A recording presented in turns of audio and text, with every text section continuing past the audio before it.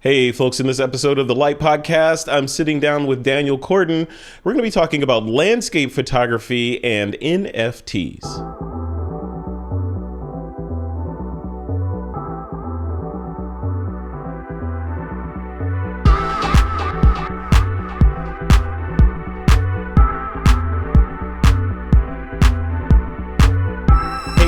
Back to another episode of the podcast. Today, it's a discussion about landscape photography and NFTs from somebody who, when you look at his work, if you haven't seen Daniel Kordon's work before, when you look at the work, it's inspiring on a number of levels, not just from a technical photographer to photographer level, but from an enjoyment level as just an everyday viewer that likes to look at interesting and pretty things. Daniel is here to talk with us about this straight from his home in Bali. I'm jealous. Look at that. Look at that. How is it that some people get to live in Bali like that? That is not even fair, man.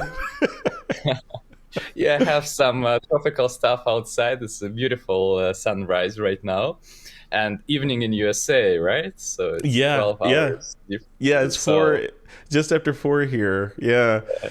Oh, that's good. Well, let's dive in. So, first of all, folks that may not have met you before, Daniel, your website is easy. It's just Daniel Kordan with a K, danielkordan.com, Kordan. I suggest folks go over there and check it out. We will, I'll link to it in the show notes for this episode. But you have to go to his work, go to his website and check out the work, which we're going to talk about here for a little bit. Daniel, give us the just kind of the overview of who you are. You're a landscape photographer, obviously, who lives in Bali. That's all we know right now. What else would you like people to know about Daniel Kordon? Yeah, so I'm doing landscape and travel photography for almost 15 years. And the main area that I cover actually is photography workshop and photography education. I work with Yuri Belegursky. Maybe you know the project Metascapes and NFT. He just recently launched, and we work together right now also on some NFT projects and photography tours. But it was always for 10 years of building the biggest business in photography workshops. We had about 45 countries on the website, Iceland Photo Tours listed 45 destinations. And this is all international things, international tours I planned during all these years of scouting in the world.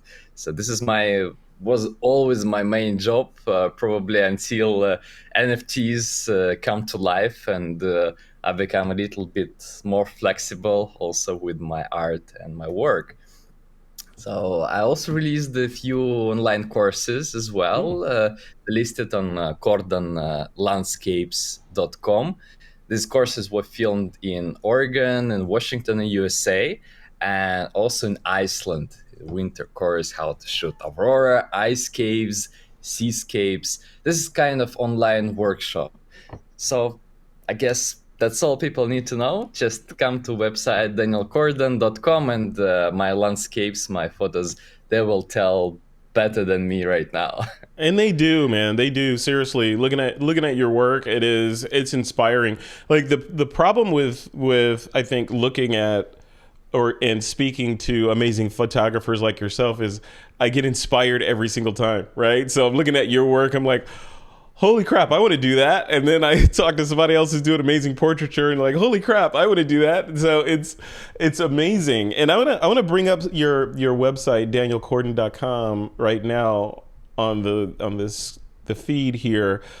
This is what I'm talking about, people. If you're just listening to this as a podcast, you need to watch the video because I'm showing some amazing ethereal works. Like for example, this one you shot it in 2018 this series 2019 in South Korea.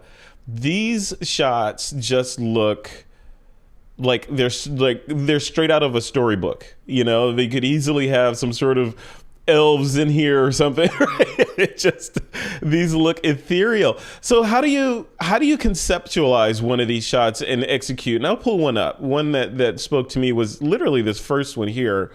this lone tree sitting on the rock looked like it's, kind of figured out how to survive on this surface and somehow get moisture out of the air and thrive right here. And you managed to get this shot. Looking at the image, the colors in the images, some of these images, especially this series, feel like you muted them a little bit intentionally. But it's just crystal clear. My eye goes directly to the main subject of this shot. The light looks great. I don't know how you got to where you're standing to get this shot. Tell us the story of this particular image, Danny. Yeah, exactly, Frederick. So if you see a good-looking image, it always has some story behind. Yeah. And actually, behind this tree, behind this kind of cover of fog, it's Seoul. It's 10 million city sleeping. If you can't see the fog, you will see just the whole Seoul down there. So this is the park that located just outskirts. So I just take a metro, a subway, just in the night before the sunrise, and was hiking up to the mountains. And the amazing thing, I was absolutely alone in the park. So the whole 10 million city was sleeping and have just no care about this beautiful sunrise, about this beautiful fog that came in.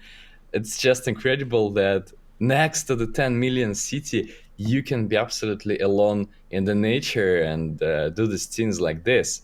So I was entire week in South Korea, just traveling with my friend Nate Mertz. He's a school teacher in South Korea, and we were traveling in the night. So we were starting every day from his hometown, and we were traveling by car sharing about 2-3 hours, sometimes 4 hours on the other side of South Korea.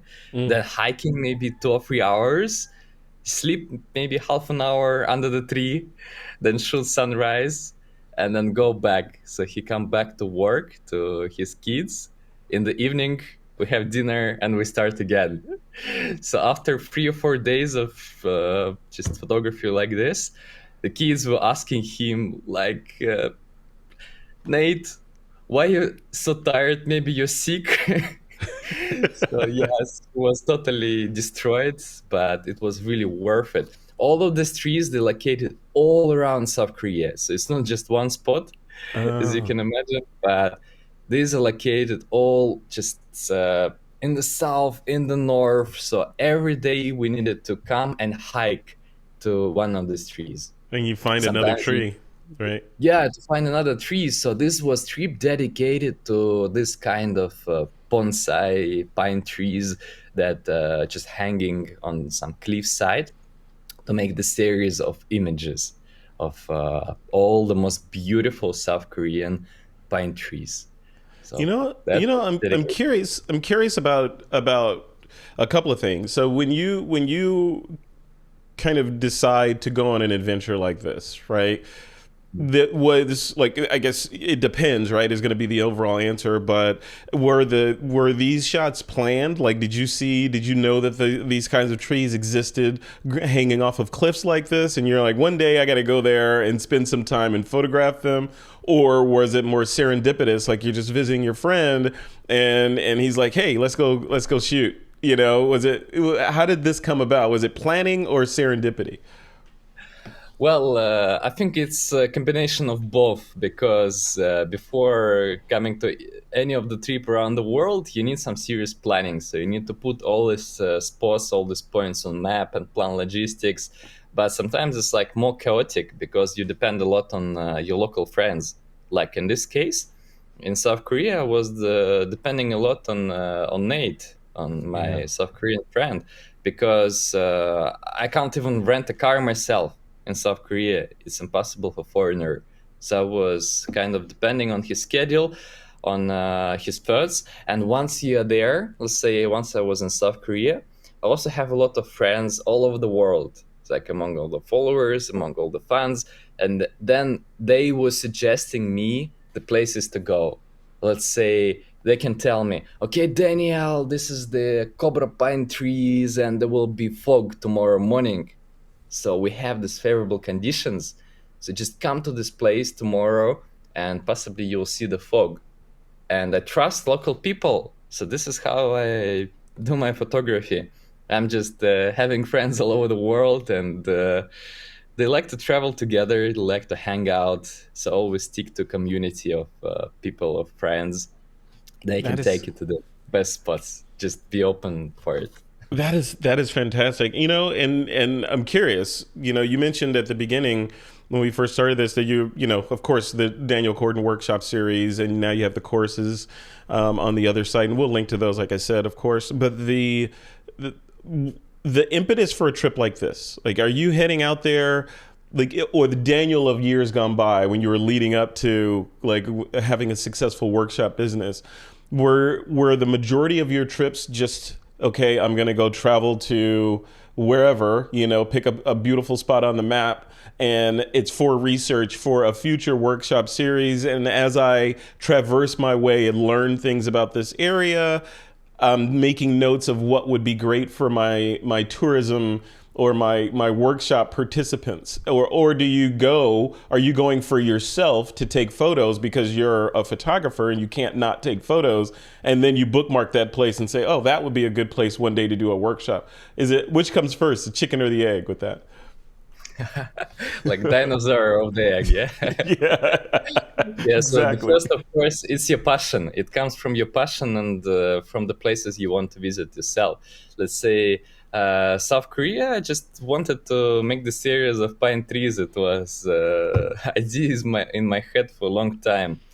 And I doubt it will be suitable for workshops, in fact, because it involves some serious hiking, sometimes with the Mm, ropes and sleepless nights, and not so much of accommodation there as well. So you need to drive like through all the South Korea and just hike yeah. there. So it's definitely not for workshops. But every time I just do it for myself, then after I did this job, after I have this portfolio done, it finds its application. I don't know how, but always it's not Really? just there in archives. Let's say here, this areas in South Korea, I was releasing it as NFTs as well, and it was sold in one day. So the whole collection of I don't remember, like 20 images or so from South Korea with pine trees that was sold out in one day as NFTs. That's And yeah, crazy. And that's and the perfect segue into this next part of the conversation. So the NFT world, like people can go look at your website and just get blown away, by the quality of work, right? So that's amazing. What people and that's tangible, right? I can look at the work, I can look at you, I know you're capable, you're creating art, that's a known quantity. With NFTs, there's not so much, or there's less kind of, I understand completely what this ecosystem is about. What's your take on NFTs? Having, like you said, successfully sold an entire collection, right? And, I would imagine you are bullish on the NFT space right now. How would you explain it to, let's say, a collector, from a collector standpoint, that says, "Hey, I heard about this NFT thing. I really want to own that shot you did in South Korea. How do I get it, and what is it all about?" What do you say? What do you say to that person? Well, first of all, about NFTs, I really love not just the thing that I can like sell something or earn some money. It's, of course, it's a big bonus, but first of all, I love the community because it's very different from what we get used to have on Instagram or Facebook, when just people kind of distanced from each other with just some formal comments or formal messages.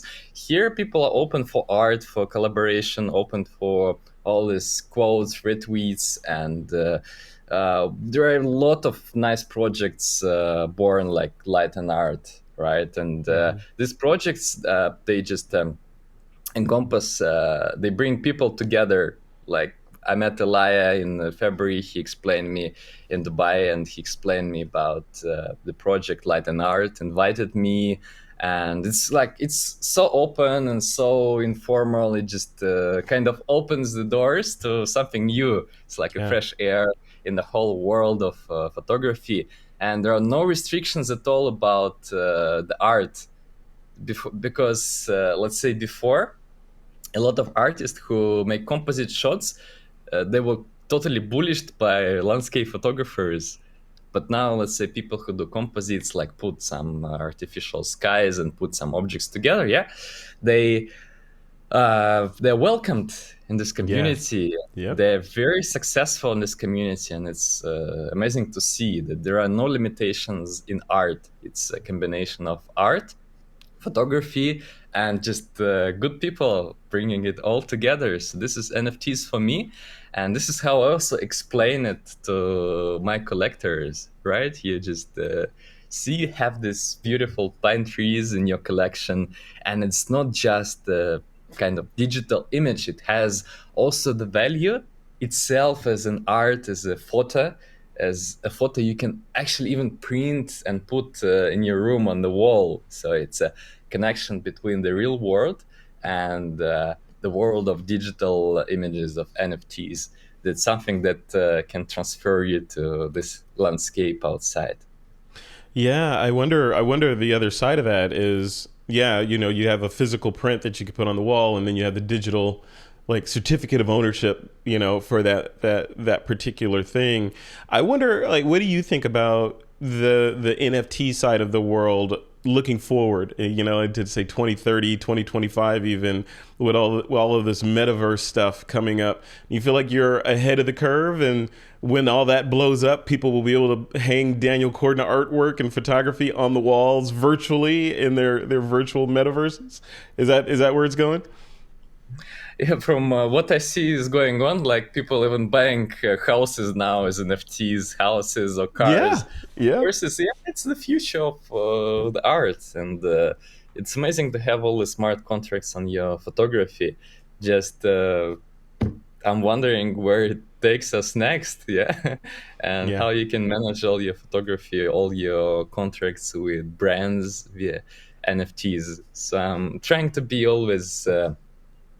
In this community and understanding what are the news, where people just coming to in NFTs. Yeah, it's Yeah. very, very interesting thing.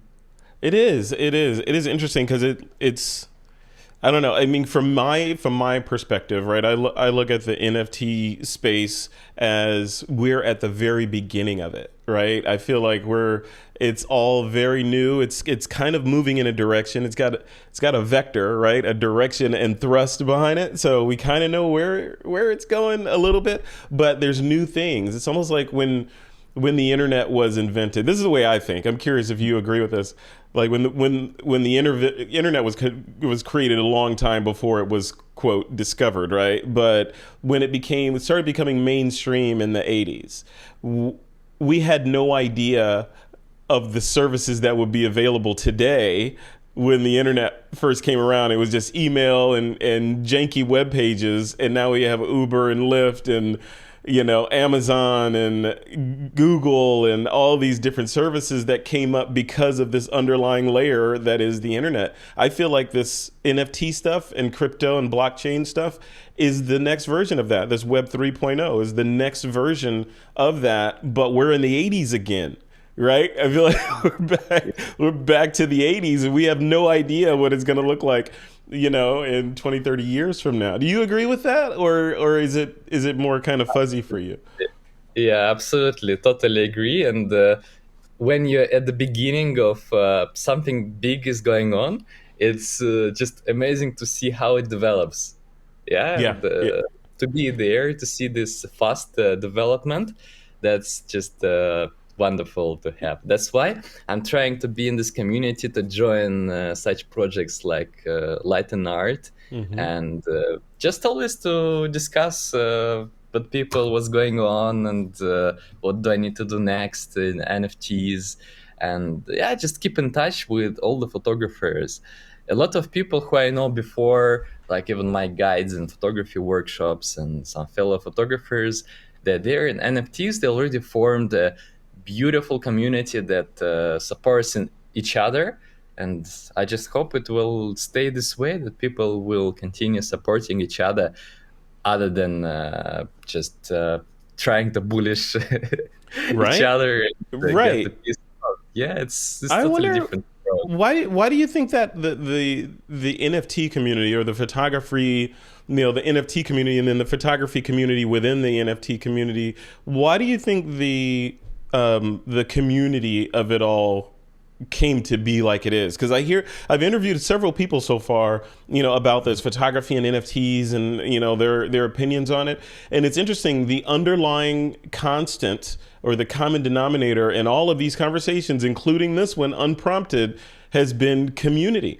Like, people always say the community is amazing, it's nurturing, it's not like those other things where people are stabbing you in the back and mean and trolling. It is a nurturing community, which is interesting. Like, why do you think it's evolving in that direction? Well, I think most of all people feel comfortable there because they can sell the art, they can expose the art, and they feel the value of their works. This is what we were missing a lot in Facebook or Instagram, that they basically didn't allow us to sell and expose our work. Moreover, Yeah. you need, let's say, you want to sell something on Instagram, okay, you need to pay for Instagram. You need to pay to Facebook, you need to pay to Instagram in order to make some advertising, and you get a lot of bots. So it's just doesn't work. This system doesn't work. But having NFTs and especially community linked to Twitter, people feel relaxed because they see that other people helping them to sell and expose their works. And when they sell their works, they feel the value in their portfolio and they feel that they have a future. Yeah, they have to work for it. Yep. So this is how it works, and people just feel more value of, and they feel encouraged by the community. So. Yeah, I love that. I mean, that's what in the end, that's what it's all about, right? It's supposed to be people encouraging other people and uplifting, and instead of pushing down. I want to switch gears a little bit. We've talked about NFTs. We talked a little bit about travel and the motivations behind all that. I want to switch gears and talk to, and we've talked to the collectors as well about what you would say to collectors that are looking to jump into NFTs.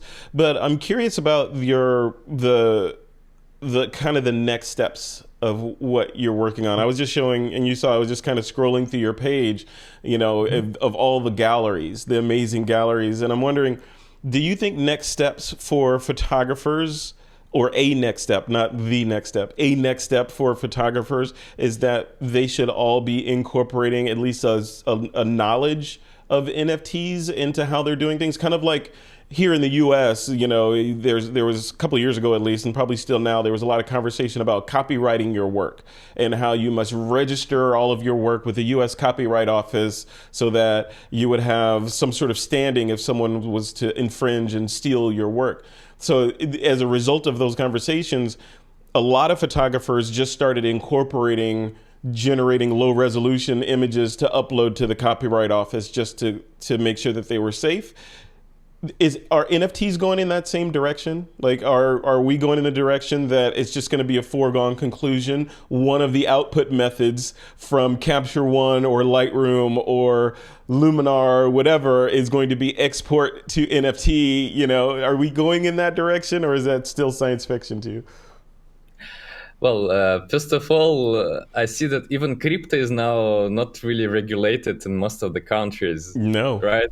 Yeah. How old is the crypto, right? It's like 5, 6, 10 years and still no regulations at all. So it's pretty much chaotic. Maybe starting from US, the government will try to regulate NFTs and income on NFTs, all the tax rules. But so far, it's very far from any regulation. And when it comes to the government regulation, of course, we can start talking about copyright and so on. So far, just NFTs is like a metaverse world with its own rules. So let's say I'm living in Indonesia here, and just it's like so far from being regulated and just even being developed. Let's say in the US, of course, there are many photographers and a lot of people doing crypto and stuff like that, but so much less, like maybe 100,000 times less popular in Indonesia. And well, Yeah. who knows when it comes to this country, yeah, and when it comes regulated, and then government of different countries will also make the in-between regulation like Yeah. this. So Yeah. yeah, Well, so far, yeah. No, no, keep going. yeah, so far I feel like it's like its own world that far from what we meant to know about the copyright. But knowing that Instagram or Facebook also trying to make NFTs, just Hmm. include NFTs in their platforms, maybe it will help to bring it kind of more popular to ordinary people. Because from what I see, even when I post information about NFTs on Instagram or Facebook, some people still keep asking like, what is it, what is Hmm. NFTs, and like no idea. As we are always with you in this world, we know how it works, but for ordinary people it's like maybe it's 95, 99% of 99% of people all over the planet. It's like some hidden world. It And is. It is yeah, 100% is. You hit it right on the head. I did several talks a couple of weeks ago in Vegas at the NAB, National Association of Broadcasters conference, and a couple of the talks that I did were on NFTs and crypto and the blockchain and how it all works together, the metaverse and all that. And I would argue that maybe, like you said, maybe 1% of the room even knew what an NFT was. I mean, people may have heard of the acronym, but they have no idea, right, what it's all about and what it could mean for the future, and let alone that, no, let alone the NFT layer, but the blockchain. You know, what is that about? No one knew. They just think blockchain, oh, crypto, oh, Bitcoin. That's all they know. Crypto, Bitcoin, and then there's some other stuff happening. That's it. And some rich yes, people losing and making a lot of money. They're figuring. How do we fix that though? exactly. Like from you're a creator, right? And you know, people collectors are, some of them may be watching this, right? How do we fix that piece of it, the knowledge piece? And from a collector standpoint, maybe they're like, well, maybe we don't want to fix it. But like, how do you fix the lack of information and the lack of knowledge in the dearth or the overcompensation on the side of fear, uncertainty, and doubt, right? Everyone's afraid, so they're not coming in, right? How do you fix that? Well, I always remember this look when I start talking about NFTs to people who have no idea, Yeah. like what apes for like $300,000. Okay, Uh-huh. I'm quit. Right. So, Exactly. Exactly.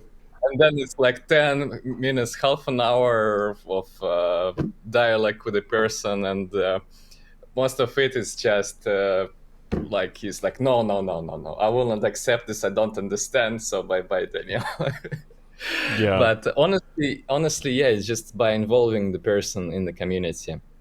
I myself just entered the NFT community in the end of last year, when photographers started to come as well. Because just before it was some crypto enthusiasts, it was of course the Bored Apes, and there was not so much of landscape or travel photography and NFTs.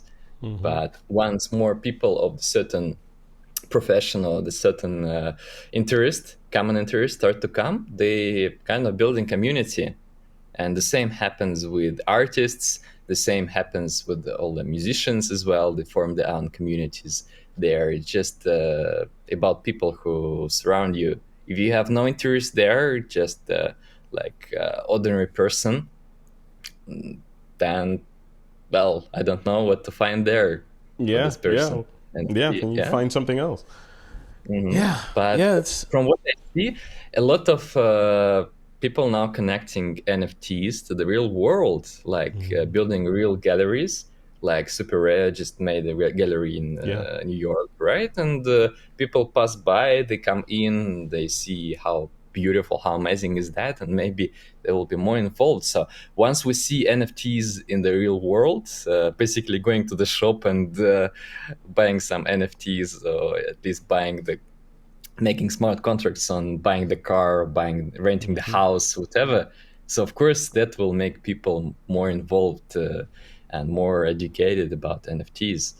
Yeah. We need that moment, right? That moment of there's something that you want that you can't get without going through this door, right? When it So comes to buying a beer with NFTs in supermarket, then it will be a must thing, yeah.